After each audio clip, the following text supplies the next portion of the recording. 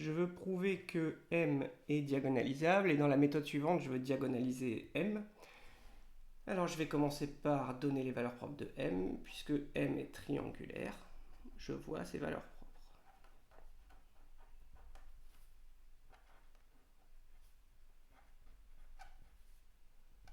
Qui sont donc 1 et 4 sur sa diagonale. J'ai une matrice de format 3-3 avec deux valeurs propres. Donc je ne peux pas affirmer d'avance que M est diagonalisable. Donc je vais étudier chaque sous-espace propre. Alors, je vous rappelle que pour étudier un sous-espace propre, E lambda de M, j'ai deux méthodes. Donc j'ai une méthode 1, résoudre le système mx égale lambda x. Et j'ai une méthode 2, qui est étudier le rang de la matrice M moins lambda identité. Bon, là, comme j'ai deux sous-espaces propres à faire, je vais dérouler les deux méthodes. Comme ça, on fera un avis sur ce qui est le plus rapide ou ce qui vous plaît le mieux. Alors, donc pour lambda égale 1, je vais par exemple résoudre mx égale x.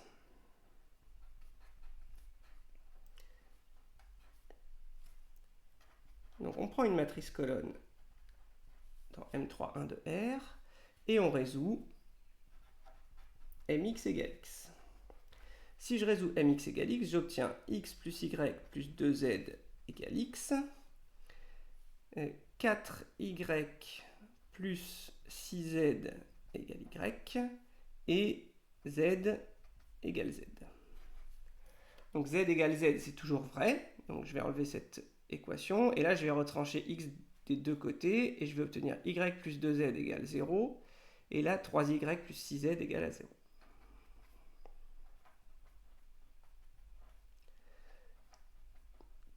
Qui est en fait la même équation. J'ai juste multiplié celle-ci par 3, j'obtiens celle-là. Donc au final, j'obtiens y égale à moins 2z. Ce qui signifie que x, la matrice colonne, est de la forme x moins 2z et z. Autrement dit, je peux l'écrire x fois cette matrice-là, plus z fois cette matrice-là, moins 2, 1. Donc, mon espace propre, associé à la valeur propre lambda égale 1, c'est l'ensemble des combinaisons linéaires de ces deux colonnes-là.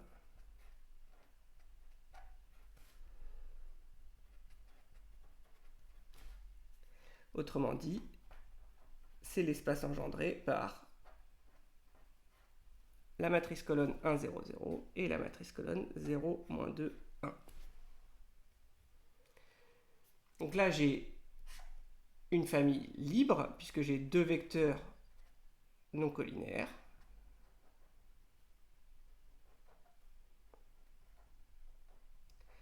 Et j'obtiens donc que la dimension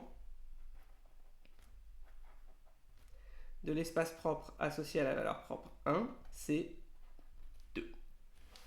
Puisque une base de E1 de M, c'est cette famille-là. Je poursuis avec la valeur propre 4. Alors pour la valeur propre 4, je vais faire l'autre méthode. Je vais regarder la matrice M moins lambda identité. Donc si je fais M moins 4 fois l'identité, j'obtiens cette matrice-là, moins 3, 1, 2, 0, 0 et 6, 0, 0 et moins 3. Et là, je constate tout de suite que cette matrice est de rang 2, puisque si j'appelle ces colonnes C1, C2, C3, j'ai que C1 et C-3 fois C2, et j'ai C2, C3 qui forment une famille libre, avec deux colonnes non collinaires. Donc j'obtiens que le rang de M-4 fois l'identité est égal à 2. Et donc par théorème du rang,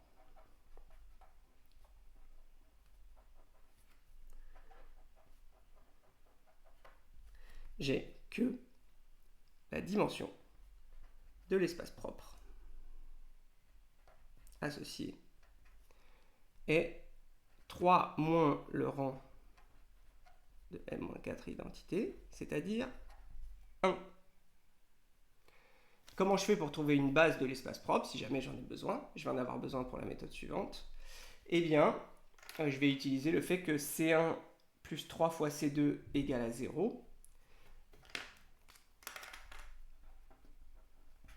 Et donc, si je fais, par exemple, cette matrice-là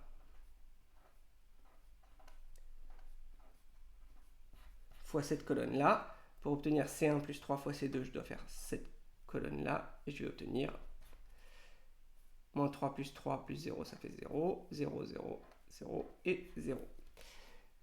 Donc, ce vecteur-là est dans l'espace propre associé à la valeur propre 4. Et en fait, il en constitue une base puisqu'il est de dimension 1. Donc, cette matrice colonne-là constitue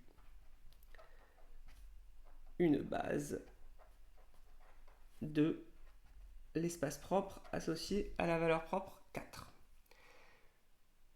On conclut, bilan, si je fais la somme des dimensions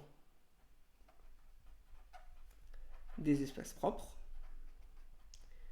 là j'ai deux espaces propres, un de dimension 2, un de dimension 1, ça fait 3, et la matrice est de format 3, 3, donc M est bien diagonalisable.